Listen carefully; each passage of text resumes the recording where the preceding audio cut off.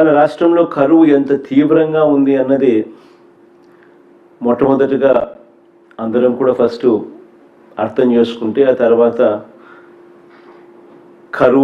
ఇలాంటి కరువు తీవ్రతలో చంద్రబాబు నాయుడు గారు స్పందించిన తీరు మీద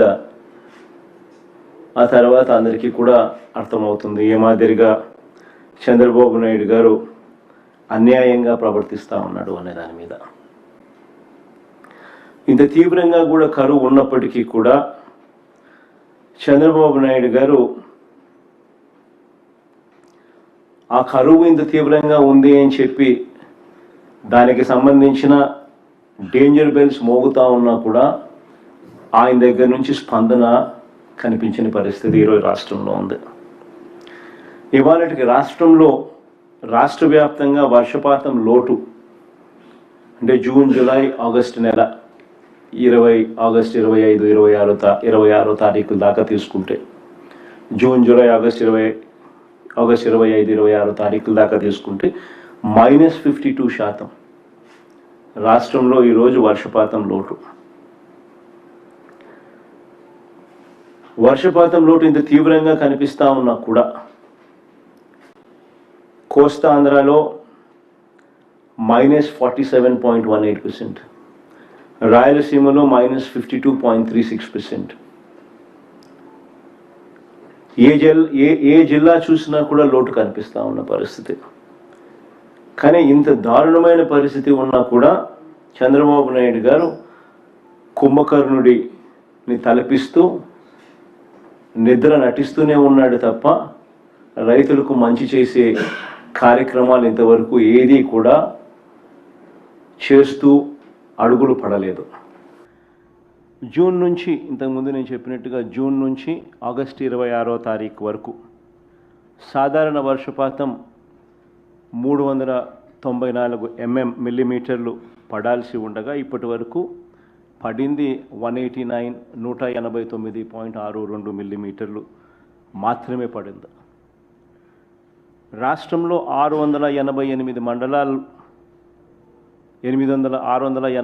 మండలాలకు గాను 625 మండలాల్లో ఈరోజు లోటు వర్షపాతమే కనిపిస్తుంది. మళ్ళీ రిపీట్ చేస్తూ ఉన్నా, 688 మండలాలకు గాను రాష్ట్రంలో ఉన్న 688 మండలాలకు గాను 625 మండలాల్లో లోటు వర్షపాతమే కనిపిస్తుంది. అంటే 91% రాష్ట్రం లోటు వర్షపాతాన్ని ఎదుర్కొంటా ఉన్న పరిస్థితి ఈరోజు రాష్ట్రంలో ప్రస్ఫుటంగా కనిపిస్తూ ఉంది.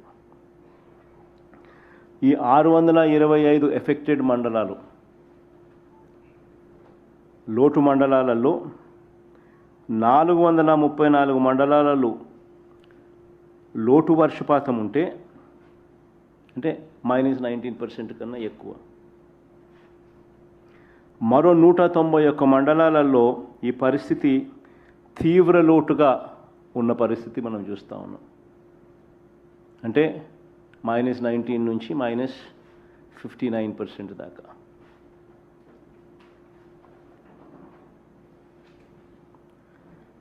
ఇక జిల్లాల పరంగా చూస్తే 28 జిల్లాలకు 28 జిల్లాల్లోనూ 28 జిల్లాలకు 28 జిల్లాల్లోనూ లోటు వర్షపాతమే కనిపిస్తూ ఉంది. అల్లూరి సీతారామరాజు జిల్లా, విశాఖపట్నం జిల్లా, కాకినాడ జిల్లా, కోనసీమ జిల్లా, తూర్పుగోదావరి జిల్లా, పశ్చిమ గోదావరి జిల్లా, అన్నమయ్య జిల్లా, ప్రకాశం జిల్లా, నంద్యాల జిల్లా, చిత్తూరు జిల్లా, వైఎస్ఆర్ కడప, శ్రీ సత్యసాయి జిల్లాలో తీవ్రత ఎక్కువగా ఉంది.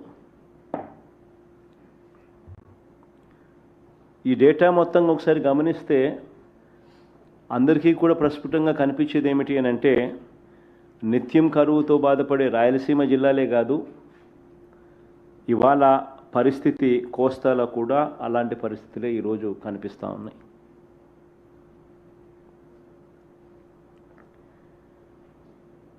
సరే, ఈ వెన్నుపోటు పార్టీ నాయకుడు చంద్రబాబు నాయుడు గారు, మాత్రం ఇలాంటి పరిస్థితి ఉంది అని గుర్తించడానికి కూడా ఈ మనిషి ఇష్టపడడం లేదు.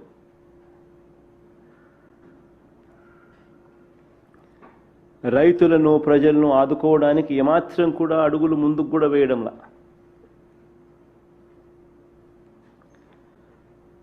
రాష్ట్రంలో దాదాపుగా ఈ ఖరీఫ్ పంట సాగు చూస్తే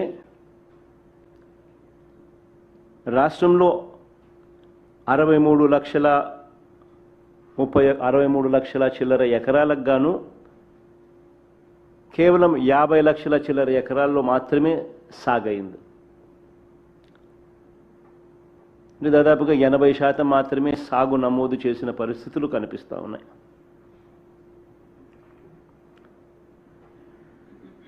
ఖరీఫ్ సీజన్ ప్రారంభమైన తర్వాత ఇక్కడ వెరీ ఇంపార్టెంట్ పాయింట్ అందరూ కూడా గమనించమని కోరుతా ఉన్నా.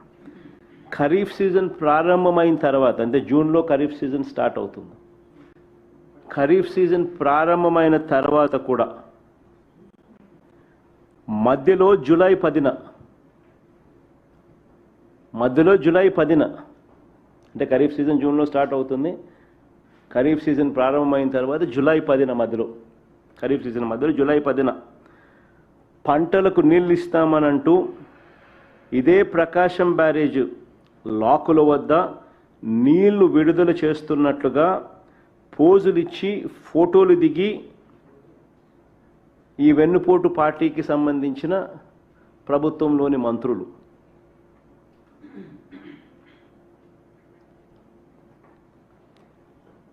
ఈ మాదిరిగా పబ్లిసిటీ స్టంట్ చేశారు.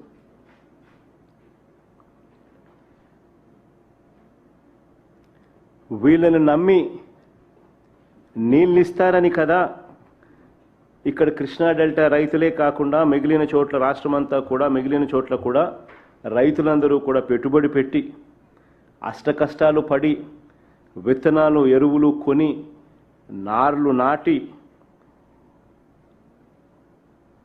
వ్యవసాయం లేకి వేగంగా అడుగులు ముందుకు వేశారు. ఇవాళ వేసిన నార్లన్నీ కూడా ఎండిపోయిన పరిస్థితి, ఎండుతా ఉన్న పరిస్థితులు. ప్రతి ఎకరాకు రైతుకు కనీసం 15,000 రూపాయలు ప్రతి రైతు కూడా నష్టపోయిన పరిస్థితులు కనిపిస్తూ ఉన్నాయి. ఇక్కడ అందరూ గమనించమని కోరుతా ఉన్నాం. ఎల్నీనో ఎఫెక్ట్ ఉందని తెలుసు.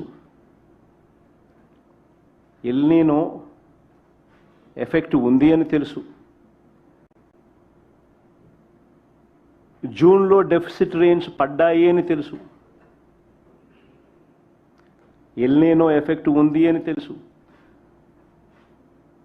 జూన్లో డెఫిసిట్ రెయిన్స్ పడ్డాయి అని తెలుసు. జూలై 10 నాటికి జూన్లో 25% డెఫిసిట్ అని తెలుసు.